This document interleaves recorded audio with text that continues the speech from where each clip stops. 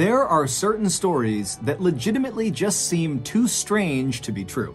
And today's story is definitely one of those. But if you get to the end of this video, you will see that a major American educational institution fact-checked this story really aggressively, and it held up. It really happened. So go into today's very wild story with an open mind. But before we get into that story, if you're a fan of the strange, dark, and mysterious delivered in story format, then you've come to the right place because that's all we do, and we upload once a week. So if that's of interest to you, please offer to read the like button a bedtime story, but badly mispronounce every fourth word. Also, please subscribe to our channel and turn on all notifications so you don't miss any of our weekly uploads. Okay, let's get into today's story.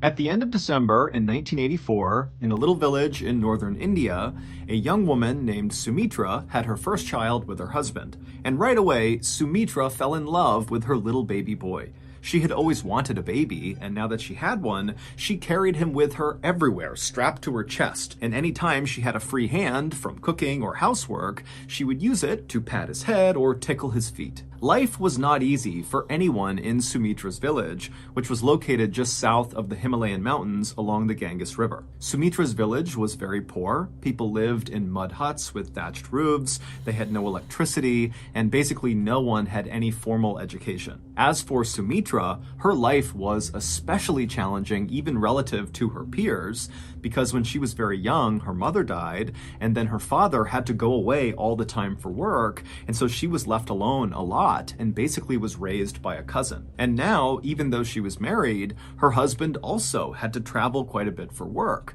And so Sumitra, she lived with her husband's parents in their hut, but the reality is she wasn't nearly as close with them as she was with her own family, and her own family was nowhere nearby. And so Sumitra's life was really quite lonely, even as an adult. And so when Sumitra had her baby, it was like for the first time in her life, she didn't feel alone, and she was excited about her life. She was happy that something was finally going the way she wanted it to. But then, one day in early 1985, everything changed.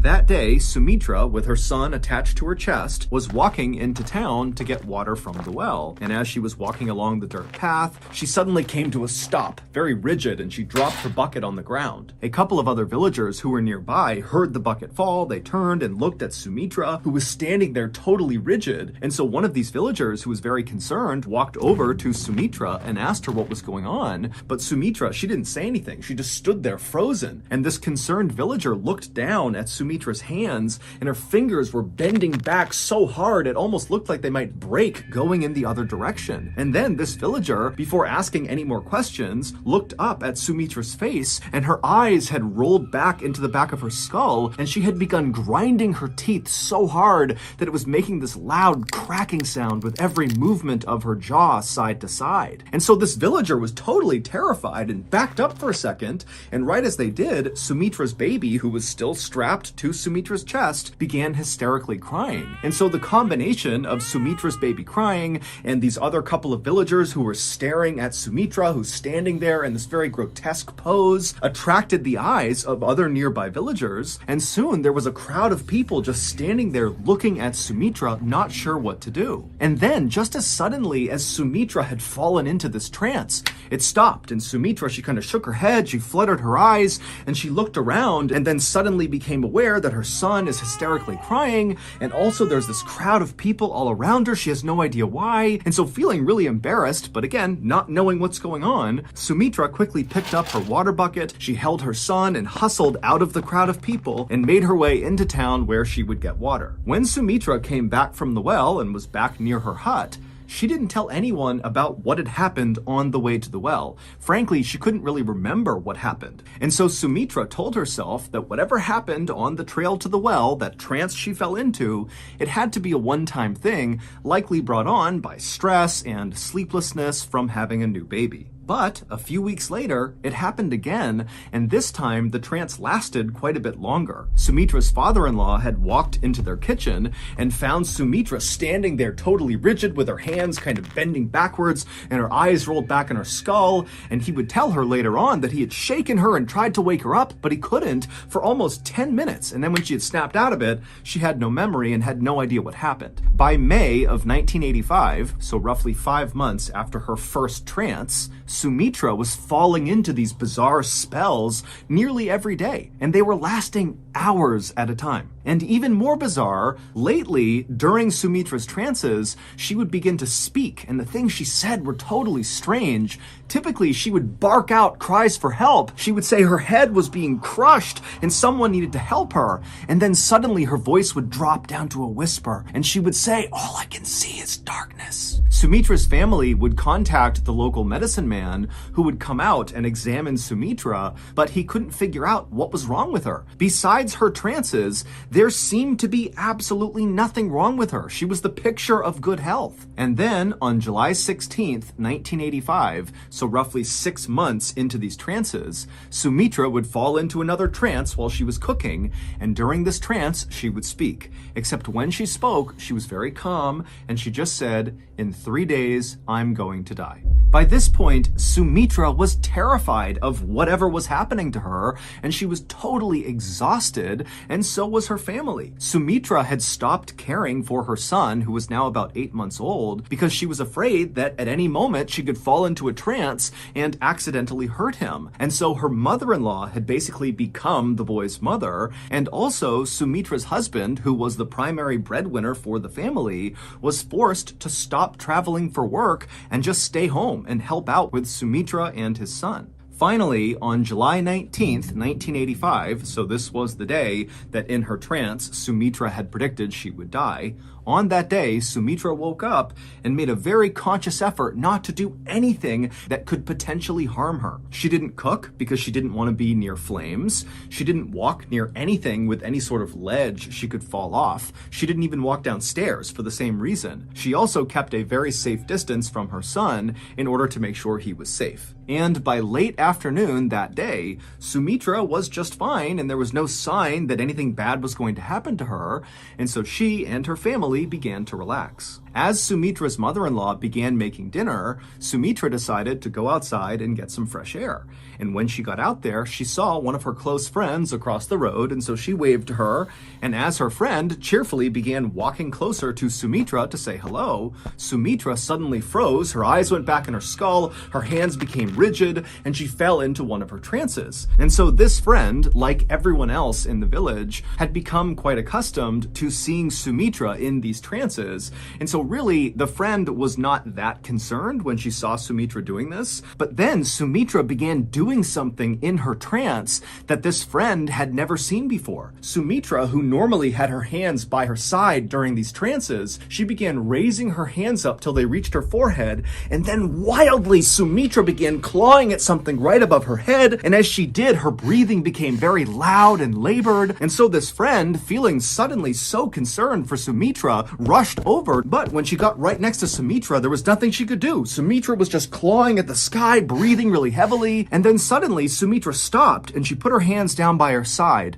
and she went back to this rigid pose, and then out of Sumitra's mouth came this horrible, low, rattling moan sound. It was just a constant sound that came out of her, and it got deeper and deeper and deeper until Sumitra's voice kind of cracked, and then suddenly Sumitra went totally still. And when this happened, Sumitra's friend, who was right next to her, realized Sumitra, even though she was standing upright, she was not breathing at all. It was like she was a statue. And so this friend began screaming for help. And so Sumitra's in-laws and her husband and other villagers who heard this cry, they came running outside and they quickly circled around Sumitra. And then a few minutes later, the medicine man arrived. He broke through the circle, went right up to Sumitra and began checking her out. He checked her pulse, he checked her heartbeat, he kind of looked inside of her mouth, he looked in her eyes, and then after a minute, he stepped back and he just said, she's dead. Sumitra's husband fell to his knees, and Sumitra's mother-in-law, who was carrying Sumitra's son, began crying. All the while, Sumitra's body still remained totally upright and rigid in the middle of all these people,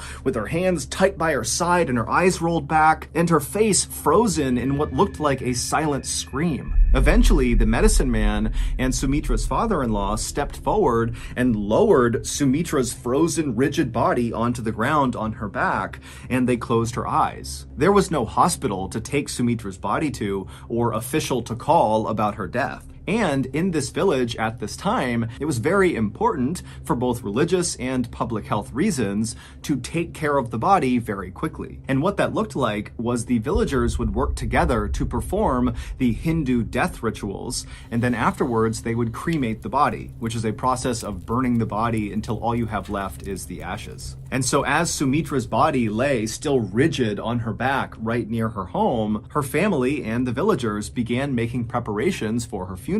Sumitra's mother-in-law and some women from the village began scrubbing down Sumitra's body, as well as putting essential oils on her face, and other villagers who were not a part of that went off to find wood for a fire. The villagers weren't talking much, and a lot of the women were crying, but it wasn't just grief they were feeling, it was also fear. They all knew about Sumitra's trances, they happened all the time for months, but what the villagers couldn't wrap their heads around was the idea that during one of these trances, Sumitra had accurately predicted her own death.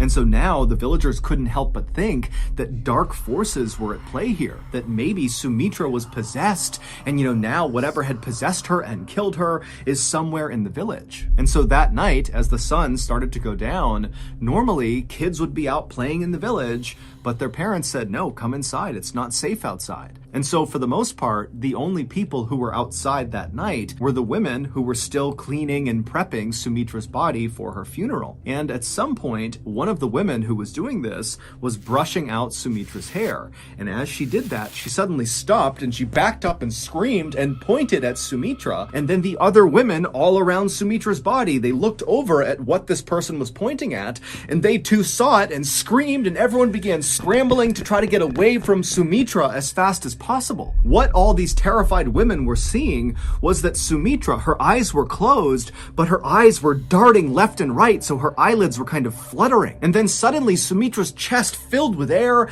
and then she breathed out a long, loud exhale, and then she opened her eyes and she sat bolt upright and began looking around. And the other women who were terrified, they're looking at her and they were struck by how completely healthy and normal Sumitra now looked, even though for the past 45 minutes she didn't have a heartbeat and was totally pale and looked completely dead. Sumitra wiped the essential oils from her face, and then she stood up, and as she did, the medicine man, he had heard all the commotion and ran over, and he ran to Sumitra and kind of assisted her and got her to stand on her feet because she was a little bit wobbly. And then the medicine man performed a checkup on Sumitra, checking her heartbeat, her pulse. He looked in her mouth, he looked at her eyes, and then he asked Sumitra, how are you feeling? And Sumitra said, I'm okay. And then the medicine man, he kind of turned to face this now huge crowd of onlooking villagers, and the medicine man had a big smile on his face, and he said, you all have just witnessed a miracle. Sumitra is back from the dead.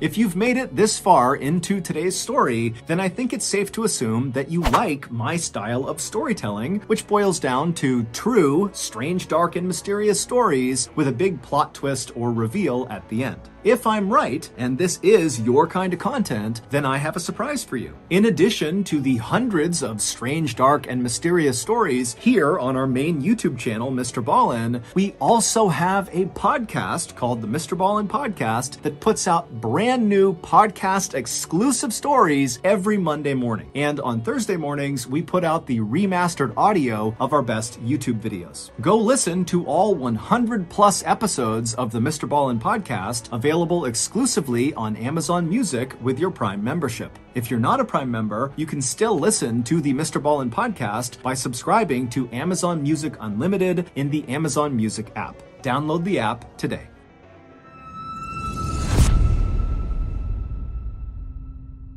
Sumitra's husband and her in-laws were too shocked to say anything or really even react.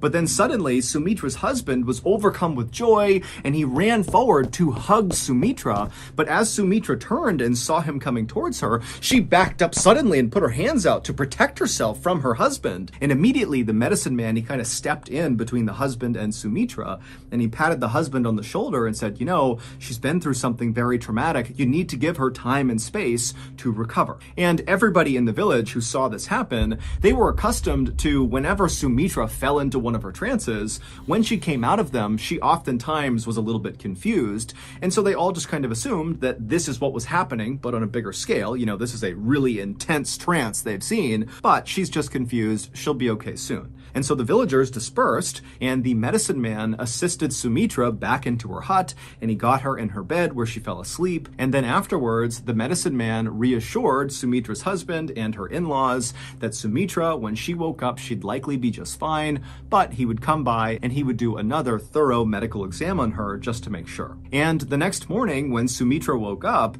she did seem a lot better. When she left her bedroom, she seemed far less confused than she had been the night before. But as soon as Sumitra saw her husband and her in-laws, she got so scared she just bolted from her hut and started running away. And so the medicine man, who had just come by to do his thorough checkup, he saw her take off, and so he began chasing her, as well as Sumitra's husband and father-in-law. They took off after Sumitra.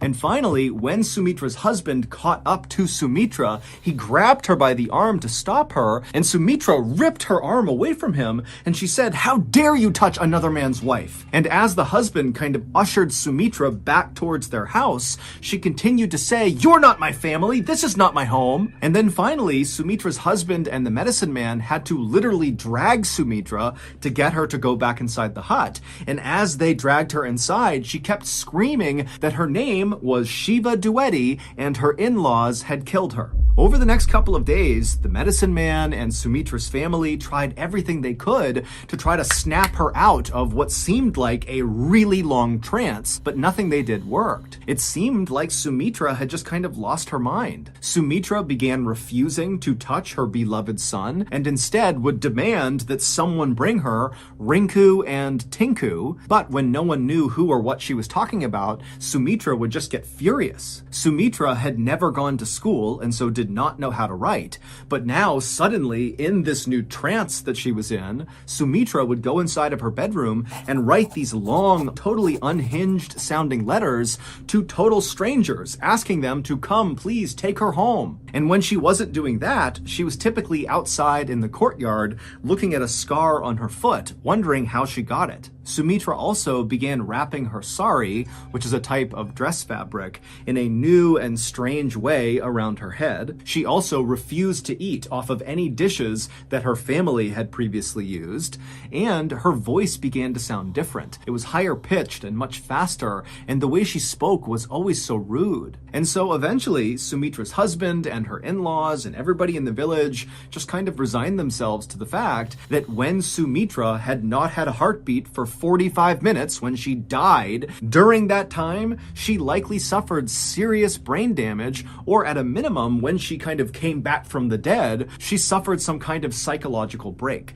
And so that was why she was acting the way she was. And soon, people just stopped trying to break Sumitra out of this trance she was in, and instead, they all focused on just trying to keep her from running away or hurting herself. And then one day, on October 20th, 1985, so 3 months after Sumitra had died for 45 minutes, Sumitra's family heard a knock on their front door. When Sumitra's husband went to the door and opened it up, he saw there was this older gentleman standing there wearing a suit and nice shoes, standing several feet back from the door, as if he was kind of shy but felt compelled to knock on the door. Now, right off the bat, this man looked totally out of place to Sumitra's husband. Nobody in this village wore suits or nice shoes. In fact, most people, including Sumitra and her family, didn't even wear shoes. But even stranger than what this man was wearing was what he was clutching against his chest. He had this huge leather-bound book with gold trim around the edges that he was holding onto very tightly as if it was very important. And so finally, this strange man, who was visibly nervous and rocking back and forth, began to speak. But his voice was so low, Sumitra's husband had to lean forward just to hear him. The man said his name was Ram Tripathi, and he wanted to know if there was a young woman living in this home who had recently begun acting differently. Sumitra's husband had no idea who Ram Tripathi was. He didn't know this guy. He certainly didn't know where he came from. But what was going through his head was, how is this stranger who's dressed in a funny way, who's got this weird book, how is he aware of the issues my wife is having? And so after a long pause, Sumitra's husband just kind of looks Ram Tripathi up and down a couple of times and then says, "Wait right here, I'll be right back." And then Sumitra's husband turned around, he walked through the hut into Sumitra's bedroom, and kind of matter-of-factly, he said to Sumitra, who was sitting there writing another letter, that there's a strange man outside named Ram Tripathi, and he's asking about you. Sumitra's husband expected Sumitra to just turn and look at him with a blank stare like she had been doing the last few days.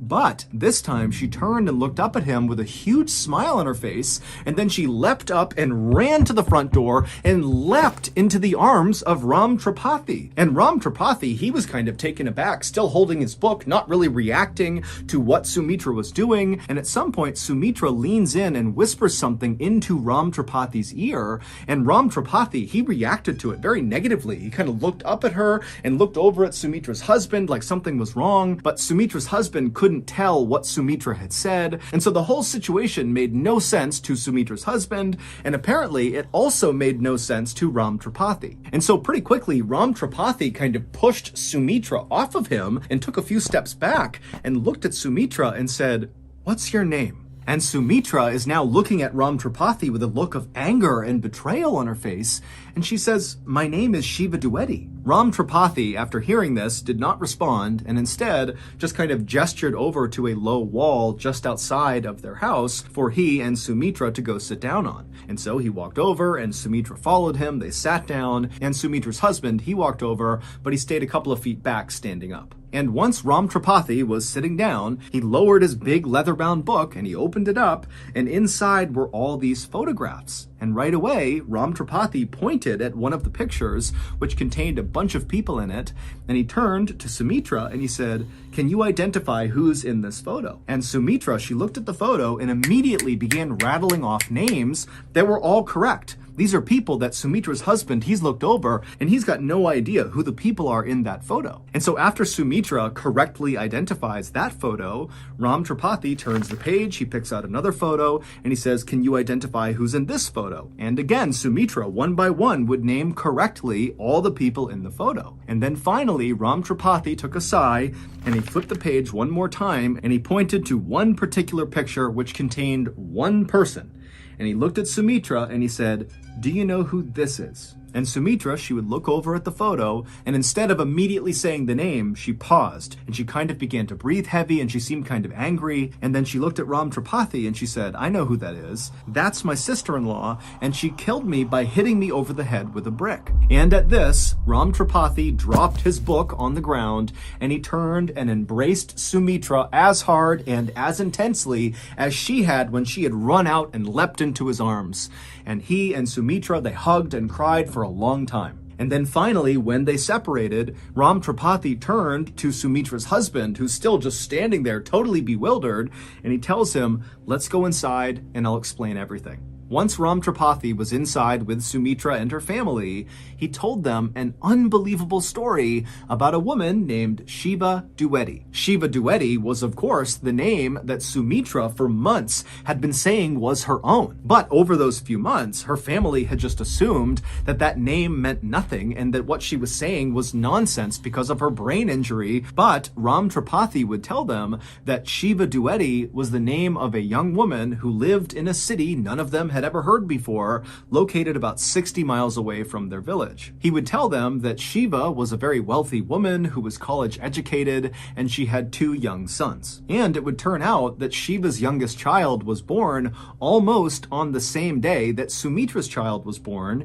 in December of 1984. But unlike Sumitra, who after the birth of her child felt like her life got so much better, she loved her family, she was excited about the future, for Shiva, it was the opposite. When her first child arrived, it was like her life got worse and worse and worse. Shiva's in-laws had grown to hate her. They didn't like that she was so well educated, and they hated the family she came from. And so by early 1985, when by this point Sumitra was regularly falling into those trances with her eyes rolling back and her teeth gnashing, the tension and fighting in Shiva's home, 60 miles away, was reaching an almost unbearable level. Shiva began writing these long letters that she would send to her family far away, where she would detail waking up almost every night with nightmares, screaming. And in May of 1985, which is when Sumitra began speaking during her trances, Shiva got into the biggest fight she had ever gotten into with her in-laws about attending a family wedding. And on the night of May 18th, 1985,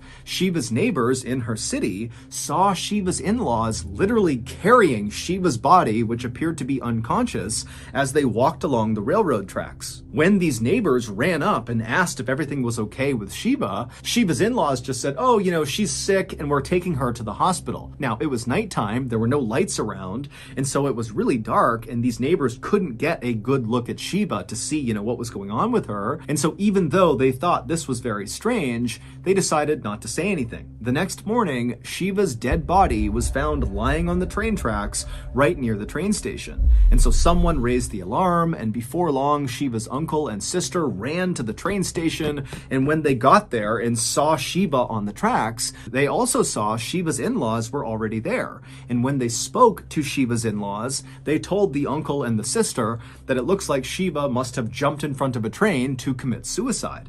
But the uncle and sister are looking down at Shiva's body, and there appeared to be really no markings, bruises, cuts of any kind on her body that you would expect from getting hit by a train, except Shiva did have a very big mark on her head.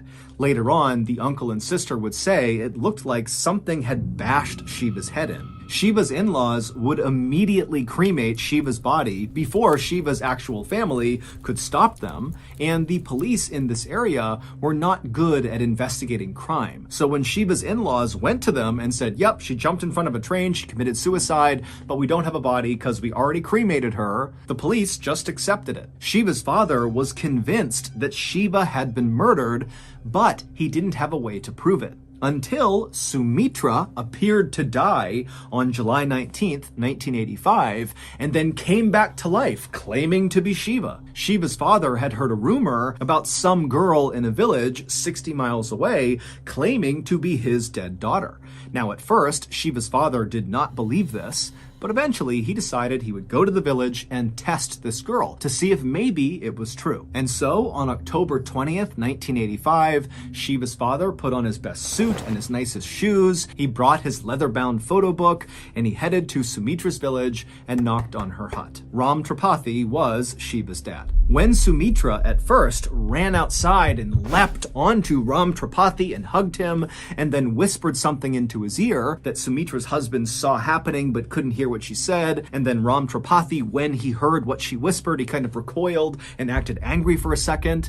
What Sumitra was saying was, "Papa." In the moment, Ram Tripathi, who was not convinced Sumitra was his daughter, felt like this is a horrible, elaborate hoax and it needs to stop. But then Sumitra correctly identified 15 people in his leather-bound photo album, including the sister-in-law who she said killed her. And even more convincing than that was that Sumitra knew how Shiva had been killed, by getting smashed over the head with a brick. This was a question that Ram Tripathi had never heard the answer to before. And at that point, Ram Tripathi believed that this must be his daughter's reincarnated spirit inside of Sumitra. And so that was when he dropped the book and gave her a big hug. This story is considered to be one of the most credible reincarnation stories ever recorded. Scientists from the University of Virginia in America actually went to India to study Sumitra and interview everybody involved. And they concluded that this was not a hoax. They said that Sumitra had most likely either been possessed by or reincarnated as Shiva Duety. The change in Sumitra's voice that her family noticed was the same accent that Shiva had. It was very urban and educated. The strange new way that Sumitra wrapped her sari on her head was the same way that Shiva did. Sumitra was rude to her family and refused to eat off the same dishes as them because she believed she was actually a very wealthy woman who was for some reason being forced to live in this poor person's hut. And when Sumitra asked for Tinku and Rinku, those were nicknames that Shiva had given her two sons. And all those seemingly unhinged letters that Sumitra had written and fired off to random strangers were in fact sent to various members of Shiva's family. After Shiva's father, Ram Tripathi, brought Sumitra's story to the police would actually investigate this case, and they would charge some members of Shiva's family. But ultimately, Sumitra's testimony was deemed unacceptable for court, and so the case was never officially solved. As for Shiva's in-laws, they have always denied killing her. Sumitra lived the entire rest of her life as Shiva, and Shiva's real parents accepted her as their daughter. Sumitra also came to accept her son and raised her son with her husband in their little village until she died in 1998. So that's going to do it. If you got something out of today's episode and you haven't done this already, please offer to read the like button a bedtime story, but badly mispronounce every fourth word. Also, please subscribe to our channel and turn on all notifications so you don't miss any of our weekly uploads. We have a podcast called the Mr. Ballin Podcast that puts out brand new exclusive stories on Monday mornings, and on Thursday mornings we upload remastered audio of our best YouTube videos. Again, it's called the Mr. Ballin Podcast, and it's available exclusively on Amazon Music. Consider donating to our charity. It's called the Mr. Ballin Foundation, and it provides support to victims of violent crime as well as their families. Monthly donors to the Mr. Ballin Foundation Honor Them Society will receive free gifts and exclusive invites to special live events. Go to mrballin.foundation and click on Get Involved to join the Honor Them Society today. We have two additional YouTube channels, Mr. Ballin Shorts and Mr. Ballin en Espanol. We post near daily content on TikTok, Snapchat, and Facebook. The page names are all just Mr. Ballin. If you want to get in touch with me, please follow me on any major social media platform and then send me a direct message. My username is just @Mr. Ballin, and I really do read the majority of my DMs. Check out our merch at shopmrballin.com, and if you have a story suggestion, please submit it to our subreddit just called Mr. Ballin. It's linked in the description below. So, whether I see you on Twitter, Instagram, TikTok, Reddit, YouTube, Facebook, other YouTube channels, the podcast, wherever, just know that I really appreciate your support, and until next time, that's going to do it. See ya.